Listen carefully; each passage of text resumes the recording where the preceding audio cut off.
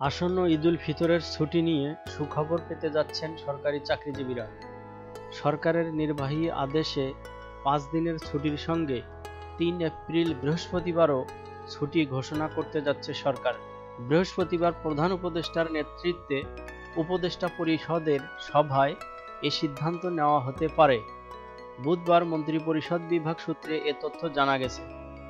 আসসালামু আলাইকুম দর্শক, চ্যানেল 58তে আপনাকে স্বাগতম। চ্যানেলটি সাবস্ক্রাইব করে আমাদের পাশে থাকার অনুরোধ করছি। ইতোমধ্যে যারা সাবস্ক্রাইব করেছেন তাদের অসংখ্য ধন্যবাদ। এবছর নির্বাহী আদেশে ঈদের ছুটি 5 দিন করা হয়েছে।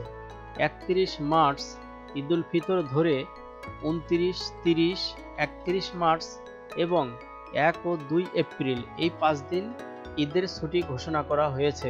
এখন 3 এপ্রিল যদি নির্বাহী আদেশে ছুটি ঘোষণা করা হয় তাহলে 28 মার্চ শুক্রবার থেকে 5 এপ্রিল শনিবার পর্যন্ত টানা 9 দিন ছুটি কাটাতে পারবেন সরকারি চাকরিজীবীরা।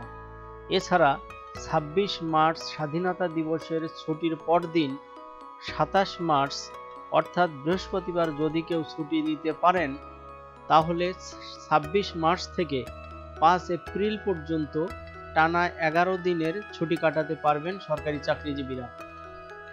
এদিকে ঈদুল ফিতর উপলক্ষে সংবাদপত্র 3 দিন বন্ধ থাকবে বলে ঘোষণা দিয়েছে news paper owners association of Bangladesh বা নোয়াব।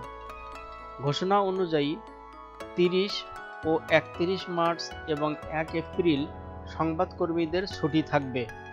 বুধবার নোয়াব সভাপতি একে আজাদ স্বাক্ষরিত এক বিজ্ঞপ্তিতে এ তথ্য জানানো হয়েছে। তবে সরকারের নির্বাহী আদেশে যেখানে ঈদের ছুটি 5 দিন করা হয়েছে সেখানে সংবাদকর্মীদের ছুটি 3 দিন করায় ব্যাপক সমালোচনা হচ্ছে সামাজিক যোগাযোগ মাধ্যমে। সরকার ঘোষিত 5 দিন ছুটি দাবি করছেন সাংবাদিকরা। আল্লাহ হাফিজ।